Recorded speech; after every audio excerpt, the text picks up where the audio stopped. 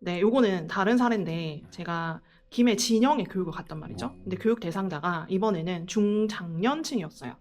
그런데 아파트 청약 관련 이야기를 하다가 눈에 그 초점이 없으신 거예요. 관심이 없다는 얘기겠죠. 그래서 왜 관심이 없고 하니 김해는 그렇게 적용받지 않는다는 거죠. 부산이나 다른 지역처럼. 그 진해에다가 청약해가지고 굳이? 라는 생각을 가지고 계시더라고요. 이번에는 아트님 먼저 의견 얘기해 주시면 좋을 것 같아요. 저는 같은 생활권에서 가장 큰 도시 보는 게 맞는 것 같아요. 그러니까 경남 쪽에서는 네. 뭐 김해 사시던 뭐 양산을 사시던 네. 어느 쪽을 사시던 사실 부산을 보는 게 맞고, 근데 문제는 뭐냐면 인기 있는 곳들은 이제 타 지역까지 순위가 안 가거든요. 그래서 그런 좀 아쉬운 부분이 있는데 이거 어떻게 되지? 답이 없는데 아니 녹화 계속 하셔야 돼. 이런 거 찍으셔야 돼요. 네. 사실 좀 답이 없어요. 답이 없고 또 요즘에 이제 분양 가격 자체가 너무 높게 나오니까 사실 그 분양 이게 청약 통장을 유지해야 되느냐 말아야 되느냐 그런 이야기 되게 많이 나오거든요. 그래서 이게 지역마다 볼 수 있는 시장이 있는데 제가 봤을 때는 최근에 이제 양산이나 김해 쪽은 조금 분양권을 노리기에는 조금 뭐 이래저래 안 맞는 상황? 그래서 할 게 없는 상황이라고 저는 개인적으로 생각을 하고, 근데 창원 정도만 돼도 좀 할 게 있을 수도 있거든요. 네. 있고. 그래서 외곽 지역 분들 같은 경우에는 좀 분양권 시장은 좀 없는 시장을 생각해요. 근데 하나 드리고 싶은 말씀은 뭐냐면 그렇다고 이거를 깰 거냐 이렇게 되는 거잖아요. 근데 개인적인 생각은 시장은 어떻게 바뀔지 모르고 제도가 어떻게 바뀔지 몰라요. 그래서 저도 청약통장 청약한 지 되게 오래됐거든요. 근데 그냥 안 깨요. 그 사실 300만 원 있어도 없어도 그만인 돈이잖아요. 네. 그래서 통장을 아예 깨지는 마시고 대신에 양산이랑 김해 쪽 이쪽 지역들은 좀 분양권으로 뭔가 하기엔 저는 좀 어려운 시장이라고 봐요. 지금 당장은. 그렇다고 부산에 들어올 수 없으니까. 그러면은 청약 통장을 깨지는 말고 네. 가지고는 있으되 예. 현재는 조금 하기에는 뭔가 움직이기에는 시장이 저는 못 찾겠다. 이게 저는 개인적인 생각입니다. 네, 지금은 이제 잠시 이제 보류하는 단계라고 보시는 거고, 그럼 고 대장님 어떻게 생각하세요? 저는 지방 강의도 많이 다녔었거든요. 근데 그분들에게 큰 도시가 좋은 거는 맞아요. 근데 그런 걸 한다고 해서 와닿지 않거든요. 그러면 차라리 출퇴근 가능 범위 내에서 그냥 대장급을 사놓으면 그 또한 올라가는 타이밍은 있어요. 근데 이제 여기서 실수하면 안 되는 게 오른 후에 사면 안 돼요. 왜냐면 사이클이 좀 짧기 때문에 마치 코스닥처럼. 네. 그래서 떨어질 때 혹은 어느 정도 떨어진 바닥이다 좀 싶을 때 그때 사는 건 괜찮은데 이제 남들 다 올랐다고 사면 그때는 좀 급물일 수도 있죠. 그래서 그 지역의 대장급을 보되 오른 다음에 사기보다는 좀 오히려 폭락장, 하락장 이럴 때는 좀 적극적으로 청약을 해놓고요. 얘가 입주할 때쯤 되면 장이 좀 바뀌어 있겠죠. 그러면 우리가 다이소에 가서 물건을 살 때는 물건의 가격표가 붙여져 있으니까 이게 지금 적정 가격인지 아니면 몇 퍼센트 할인한 가격인지를 이제 눈에 띄게 확인할 수 있어요. 네. 근데 아파트 같은 경우에는 뭐 실거래가를 볼 수 있긴 하지만 네. 고 대장님 그만 말씀하신 것처럼 많이 오른 뒤에 사지 마라. 아니면은 반등 날 때 사라. 이거를 초보자분들이 판단하기가 사실 어렵다고 예. 느껴지거든요. 근데 한 가지 팁을 주시자면 그러면 이제 청약을 하면 청약 경쟁률이 나오거든요. 청약 경쟁률이 5대1 이상이면 네. 합격, 네. 5대1 이하는 불합격. 네. 네. 잠시만 조금 다시 정리를 할 필요가 있을 것 같은데 네. 아까 5대1은 1순위 경쟁률이 5대1 그러네. 예, 아, 1순위 경쟁률이 네. 5대1 네. 이상을 말씀하시는 것 같고 네. 그 다음에 이제 우리가 청약을 조금 1순위로 할 때 효율적으로 하려면 어떻게 해야 되냐면 특별공급 경쟁률을 참고하면 1순위 경쟁률을 참고할 수 있어요. 네. 근데 조건은 뭐냐면 네. 그 특별공급도 여러 가지 공급이 있잖아요. 네. 뭐 신혼부부도 있고 생애 최초도 있고 근데 생애 최초 데이터는 참고하시면 안 돼요. 왜냐면 생애 최초는 5구 타입은 그 1인 가구가 청약이 가능하거든요. 네. 그러다 보니까 1인 가구가 5구 타입에 너무 많이 몰려가지고 늘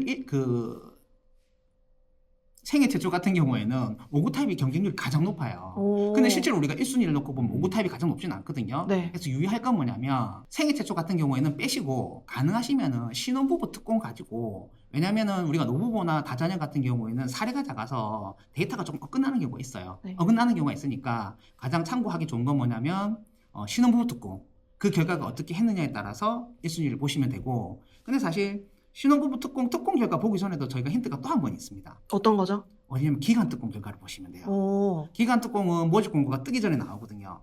근데 대신에 기간특공은 조금 어려운 게 뭐냐면 그 자료를 각 행정기관 가서 몇 명이나 청약했는지 계속 본인이 데이터베이스를 만들어야 돼요. 네. 그럼 인기 있는 단지는 분명히 기간특공에서도 몇 명이 당첨됐다고 당첨자 명단이 나오거든요. 몇 명 데이터가 나오거든요. 네. 근데 인기 없는 데들은 아예 기간특공에서 접수가 안 돼요. 음. 그러면 기간특공 결과를 놓고 보면 우리가 흔히 말하는 특별공고 결과를 알 수 있고 특별공고 결과를 알게 되면 사실 1순위 결과도 저희도 조금은 예측은 가능해요. 경향은 맞다고 보시면 될 것 같고 그래서 이런 사실 사소한 팁들이 있긴 해요. 근데 저도 청약에 도전을 했었지만 이런 것들을 알고 청약을 넣었던 건 아니거든요. 그리고 제가 만나는 이제 다른 교육생분들을 봤을 때도 이런 것들을 알고 청약을 넣지는 않는 것 같아요. 그래서 이런 것들에 대해서 배우고 청약을 하면 조금 더 성공 확률이 올라갈 수 있을까요? 아무래도 확률을 높일 수는 있겠죠. 네. 훨씬 올라가죠. 네. 그러면 이런 내용들을 나중에 강의로 만들어 주셔도 좋을 것 같아요. 강의 이미 있습니다. 근데 부산에서는 안 하는 이유가 뭐냐면 네. 최근에 이제 분양 가격이 부산이 너무 높아서 네. 아까 뭐 외곽도 좀 약했지만 청약 부분이 저는 조금 어려운 것 같은 부분이 있다 보니까 쉽게는 못 하고 있고 그러다 뭐 좋은 시기가 오게 되면 네. 뭐 사실 분양권 강의도 가능하고 분양권 투자 강의도 가능하긴 해요. 그러면 청약에 대해서 관심이 있으신 분들은 이제 먼저 공부를 좀 하고 접근하시는 것이 성공 확률을 높일 수 있다. 이렇게 정리하면 될까요? 하나 더. 하나 더요? 모르면 네. 차라리 비싸냐 싸냐보다는 각 지역별로 제일 좋은 동네들이 있잖아요. 네. 이 무슨 동 네. 여기가 좋다 있잖아요. 거기는 분양하면 우선 비싸게 느껴지지만 결국에는 그런 애들이 많이 올라가거든요. 네. 그래서 가격을 보지 말고 차라리 좋은 동네를 보는 게 더 맞아요. 아, 성공할 그렇구나. 확률이. 네. 우리 부산에도 비싼 지역이 있잖아요. 근데 비싸다고 하거든요. 근데 그런 데는 쭉쭉 올라가요.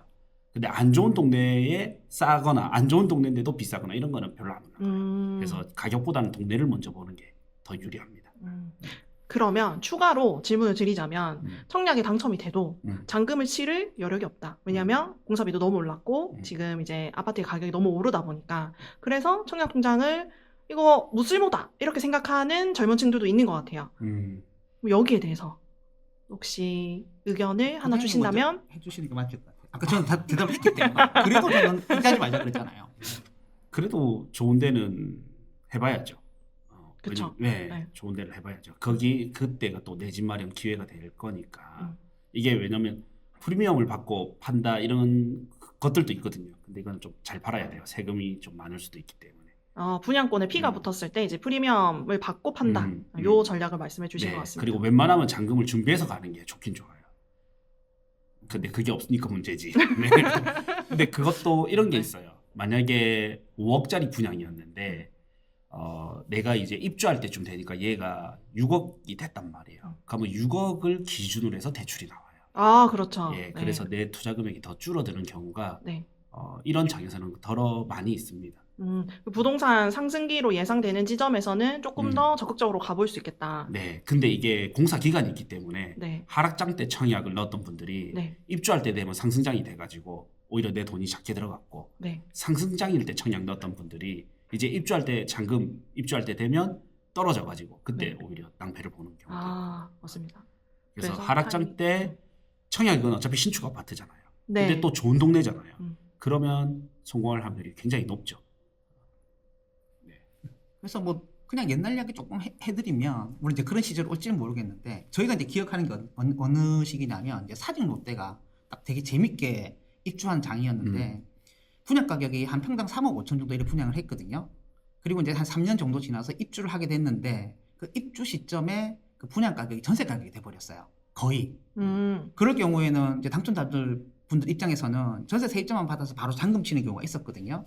그래서 앞으로 그런 시장이 나오기는 쉽지는 않지만 그냥 뭐 옛날 이야기를 한번 하자면 그런 시장도 있었다라는 거고 어쨌든 지금 입장에서는 잔금 시기 때 확실히 전세 가격이 많이 올라주면 본인이 생각했던 투자금보다 줄어들었을 때 아무래도 좀 버티기 좋은 힘은 있겠죠. 근데 뭐 고대장님도 동의하시겠지만 우리가 제일 돈 많이 버는 방법은 뭐냐면요. 좋은 아파트 당첨돼서 어쨌든 잔금을 치시고 이 최소한 2년이 지나서 비과세를 받고 파시는 게 가장 큰 이익을 받습니다. 거의 10중 8구 그래요. 더군다나 아까 우리 분양권도 조금 이야기했지만 세금이 너무 많거든요. 그러다 보니까 분양권 매도에 대해서는 참 고민을 많이 하셨으면 하는 그런 바람이 있긴 해요. 저희가 분양권을 좀 추천 안 드리는 이유는 잔금 치고 2년을 들고 가는 거는 합법적 비과세인데 네. 피 받고 파는데 그걸 제대로 신고하는 거는 불법이거든요. 그래서 말이 좀 얼버무리게 되는 거죠. 내가 하면 로맨스고 남이 하면 불륜 뭐 이런 건가요? 그 피 받고 파는 것 자체가 다운 거래 자체가 불법입니다. 어. 그거를 이제 해라고 할 수는 없죠. 네. 맞습니다. 저희도 그냥 잘 안 해요. 아마 서현쌤도 거의 아트님도 거의 안 할 것 같은데. 네. 어떻게 마무리하죠? 마무리 안 했대요.